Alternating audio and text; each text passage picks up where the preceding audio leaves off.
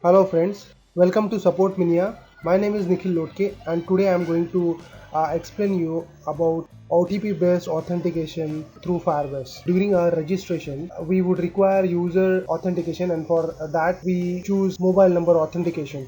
Okay, so as to verify user's phone number, whatever user will keyed in, the user will expect or we will OTP will be sent to particular user where the same OTP user will keyed in, and at server side we will verify that and then the user can proceed further. Okay, so in this scenario we would require SMS gateway, we would require our server setup, but obviously there is some costing involved in this. Through Firebase we can set up this easily. So there are some steps you need to follow. You need to first have Firebase project setup on this firebase.google.com. Then once you set up this project, during this setup you will find a JSON file where that you need to download and you need to import this project. So this is what Firebase is what my sample project I have created. Third step is like Firebase Gradle you need to add like auth and the Firebase core. Fourth step is once your setup is done, then you can have access to phone auth provider provided by Firebase. With the help of this phone auth provider, you can verify the user's phone number. You need to pass certain fields to this verify phone number method, and this will give you whether the authentication is completed, whether the authentication is failed, or what kind of code is been sent along with the token. So all these callbacks you will get. Based on that you can proceed with the further steps. Okay, so let's consider that the code has been sent successfully and then the verification got completed. So once will be landed to when this callback will be called, that time the Firebase also provides you the sign in with credentials. Okay, so whatever code has been sent by this Firebase, same code and the phone number you need to pass to this method, and this will then authenticate you and will user can proceed further. Okay, so these main 5 steps are involved in Firebase authentication mobile verification process. So let's get started. This is what my Firebase project I have created, and same project I have created in Firebase google.com as well. This is what my package name. Okay, so from where I took this is what my package name. I've copied this, pasted here. Nickname is optional. Then the debug signing certificate, this you can easily generate by clicking on like app, task, Android, and then sign in report. This will give you SHA-1. So this you need to copy and paste it here. I will proceed. Then you can download this Google JSON file. Okay, I have copied this, will paste in my project.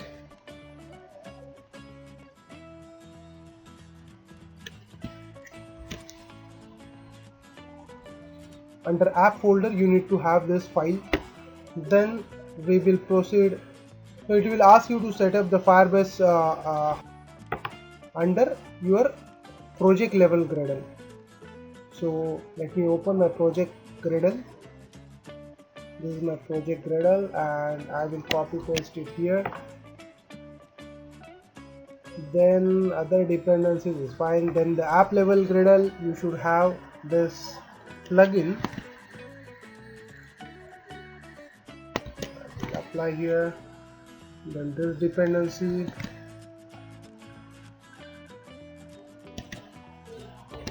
For this auth, you can search on authentication with a Firebase on Android using phone number. So you will land to this page where you can copy this dependency and paste it here, and you can sync now. So now my sync is done. For this you need to run your application once, so that once the request comes to Firebase it will then proceed you further. But let's not do that. I will skip this step and proceed further. So this is the dashboard page. Now let's go into the authentication tab. Here in sign in methods you will find lot of sign in providers like email, password, phone, Google Play, and a lot of other options.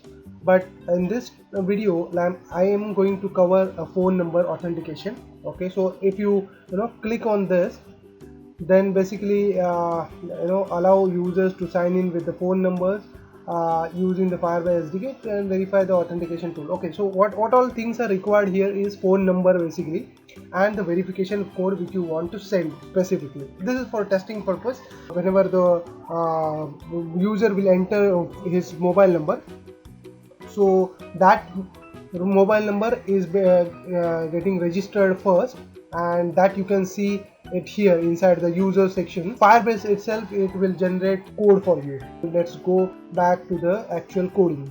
So guys, here I have created sample XML for our application, where I took mobile number field, then verification code, and three simple buttons like get OTP, verify code, and resend OTP. As this name indicates, it's pretty easy. Like when you someone enter mobile number, and he is expecting to get a verification code. So to get that OTP, user will click on get OTP button. Okay, so after that our Firebase service will call, and then we will get a verification code that will get auto populated in this field. Okay, once the code has been set to this field, then we will click on verify code, where we will pass mobile number, along with it we will pass the verification code, and then Firebase will authenticate at their end and will give us confirmation. If during our get OTP process, if user didn't receive any OTP, and if he requests for one more OTP, then he can click on resend OTP. So this is what my design. Let me show you my activity. So whatever controls I have defined in my XML, I have initialized them here on the Firebase. Okay, so like as you can see here, the initialize setup, I am having all the controls and their listeners as well. In check verify status, I have initialized the Firebase authentication object. Here also you can see a verification complete, then verification failed, and then code sent. Okay, and then as I took three buttons, so on click listeners, on click events, I have captured over here, where I can get OTP, I can verify the same OTP, and then I can send verification code again. Then once my verification is completed successfully, so here basically my callback will get called. So then it will land here. This is my Firebase authentication object, which gives me sign in with credential, where I need to pass credentials. Okay, so if you check here in credential, basically what I did is, on verification complete, whatever credentials I'll get, I need to pass that.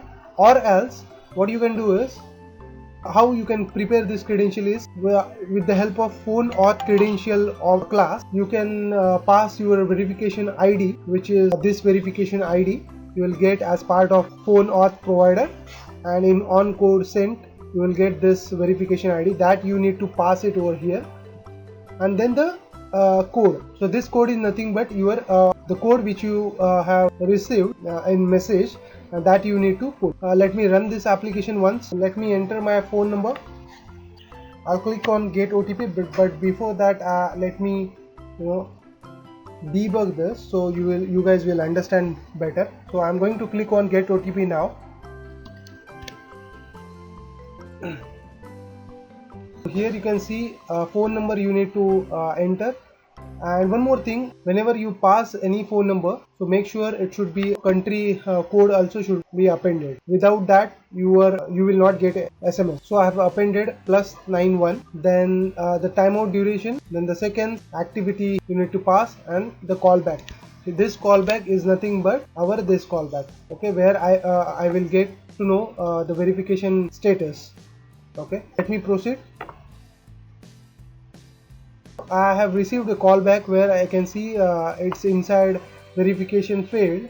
So let me check what is the exact issue. So it is throwing the error like the given sign-in provider is disabled for this Firebase project. Enable it in Firebase console under sign-in method tab of auth section. Go to Firebase console. The sign-in method is there.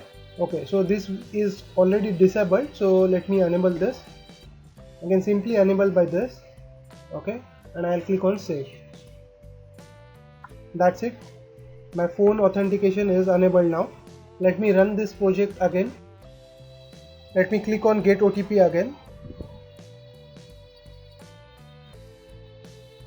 Here you can see the verification code I have received. Verification ID is this, and then the token. Okay, token is required for to resend OTP. Okay, so that time we will only pass this token, along with that mobile number we will pass. So that's it. I will proceed further. You can see verification completed status I have received. For our testing purpose, I already set this verification ID inside verification code. Let me enter my verification number. I've copied that, pasting here.